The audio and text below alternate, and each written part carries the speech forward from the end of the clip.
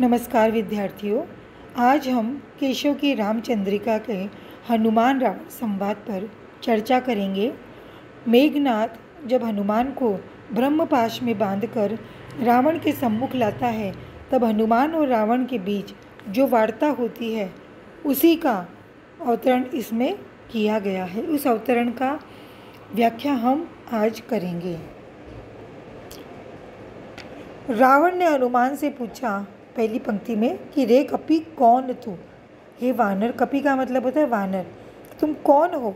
उसका उत्तर देते हुए हनुमान जी कह रहे हैं कि अक्ष को घातक, अक्ष को यानी जो तुम्हारा पुत्र अक्षय कुमार है उसका घातक यानी उसे मारने वाला, दूत बलि रघुनंदन जुको, और मैं रघुनंदन यानी श्री राम का दूत हूँ।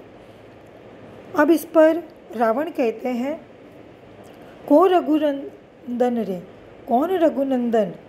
त्रिशिरा खर दूषण दूषण भूषण भूखो।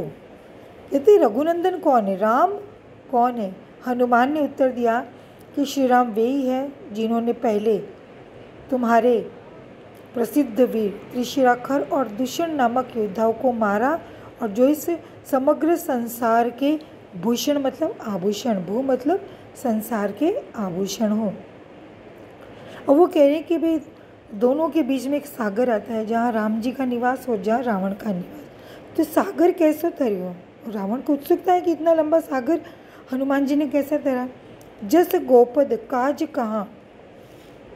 हनुमान ने उत्तर दिया कि मैंने समुद्र को गाय के खुर के बराबर गड्ढे की तरह सहजता से पार कर लिया।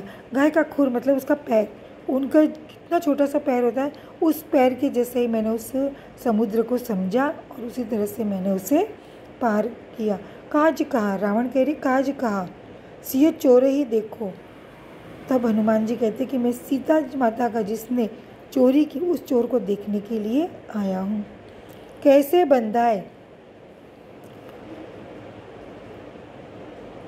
इतना होने के बाद आगे रावण ने पूछा कि तुम बंदी कैसे बन गए हो?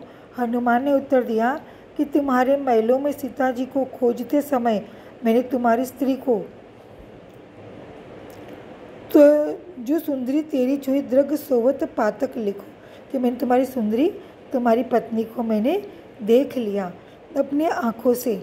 सोवत पातक लिखो, तो मैंने उसे सोते हुए देख लिया, तो पातक लिखो इसलिए मुझे पर पाप चढ़ गया है। छुई का मतलब तो होता है वैसे तो निर्वस्त्र, यानी तुम्हारी पत्नी को मैंने निर्वस्त्र सोते हुए देख लिया था, उसी के पाप स्वरूप मुझे बंदी बनना पड़ा। अर्थात पर स्त्री को निर्वस्त्र दशा में देखने के कारण मैं पाप का भागी हुआ और इसकी सजा भोगने के लिए मैं बंदी बना। इस पद के अंदर प्रश्नोत्तरी शैली में हनुमान रावण के संवाद का वर्णन और अंत में हनुमान द्वारा पाप फल का कथन करना बताया गया है। अनुप्रास, यमक, मुद्रा आदि अलंकारों का यहाँ पर प्रयोग हुआ है। अगला हम पद लेते हैं हनुमान राम चर्चा, यानी इस अवतरण में कवि केशव की रामचंद्रिका से उद्धृत है। इसमें हनुमान राम चर्चा का प्रसंग लिया गया है। अशोक वाटिका में सीता से मिलने के बाद हनुमान श्री राम के पास आए और उन्होंने सीता की वीर व्यथा का वर्णन किया। कवि ने इसी अवतरण में वही वर्णन हमारे सम्मुख शब्दों के रूप में प्रस्तुत किया है। आइए हम इसकी व्याख्या करते हैं।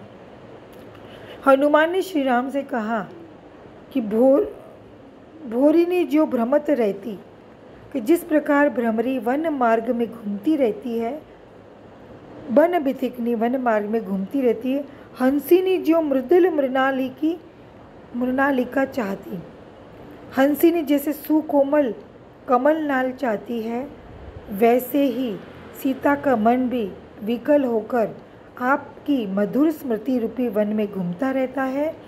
और हंसिनी जैसे सुकोमल कमलनाल चाहती है, वैसे ही सीता जी कमलनाल के समान आपकी कोमल बाजुओं का सहारा चाहती है।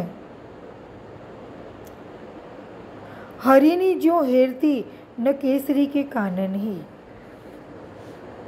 जिस प्रकार हरिणी भूल कर भी उस वन में नहीं जाती या नहीं देखती जिसमें सिंह रहते, हरिणी हिरण, जो हेरती न केसरी, केसरी मतलब सिंह के कानन ही, कि सिंह का जो वन है, सिंह शेर जहाँ रहता है उसकी तरफ झांकती भी नहीं है। केका सुनी ब्याली जो बिलाल ही कहती है। आगे केशव दास जी कहते हैं, उसी प्रकार जैसे कि मृगी का उदाहरण देते हुए उन्होंने कहा, उसी प्रकार सीता भी अशोक वाटिका में केसर की और अनजाने में भी नहीं देखती है। कवि का कहने का मतलब है कि सौंदर्य जो कि अशोक वाटिका में फैला हुआ है वो सौंदर्य भी माता सीता को आकर्षित नहीं कर पाता है।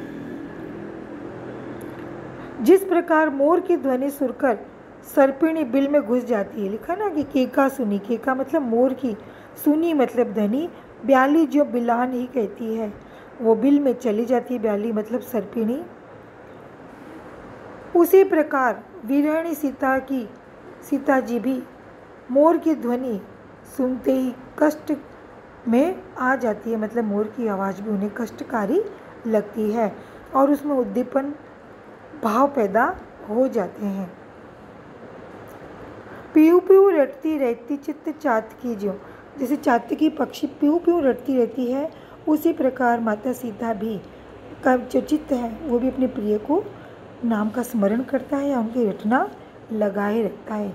चंद चीते चकई जो चुप है रहती है, जैसे चकोर पक्षी चंद्रमा को निहारता रहता है लेकिन चुप रहता है, उसी प्रकार तुम्हारी और यानी श्री राम की ओर ध्यान केंद्रित करके माता सीता भी मौन रहती हैं। सुनहु नृपति राम बिरह तिहारे ऐसी, हे राजा राम सुनो तुम्हारे विरह तिहारे, तुम्हारे विरह में सुरती ने सीता जी की मूर्ति रहती है, उनकी स्मृति में तुम्हारी मूर्ति ही रहती है। इस यानी कहने का मतलब है, राजा राम सुनिए, आपकी विजय में सीता की ऐसी दयनीय स्थिति हो गई है कि क्षण भर के लिए भी वे अपनी स्वाभाविक दशा को ग्रहण नहीं कर पाती, अर्थात वे आठों प्रहर विरह संताप से ही व्याकुल रहती है। विरह अवस्था का सुंदर वर्णन किया गया है।